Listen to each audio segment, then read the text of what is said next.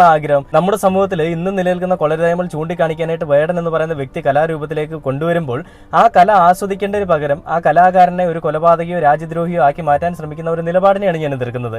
അത് വേടനെ മാത്രമല്ല, വേടനെ പോലെ തന്നെ പട്ടികജാതി പട്ടികവർഗത്തിൽ, ഞാനൊരു പേര് വീണ്ടും വീണ്ടും പറയുന്ന വേറൊന്നുകൊണ്ടല്ല, അങ്ങനെയുള്ളൊരു വേർതിരിവ് നമ്മുടെ നാട്ടിലുണ്ട്. അതുകൊണ്ടാണ് ഞാൻ ആ ഒരു പേരെടുത്ത് പറയാനുള്ള കാരണം. അല്ലാതെ എനിക്ക് അങ്ങനത്തെ വേർതിരിവ് എന്നുള്ളതുകൊണ്ടല്ല.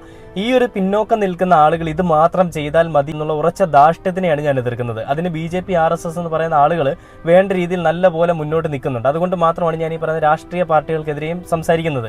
ഒരു രാഷ്ട്രീയ പാർട്ടിയെ ഞാൻ അനുകൂലിച്ചുകൊണ്ട് സംസാരിക്കുന്നതല്ല.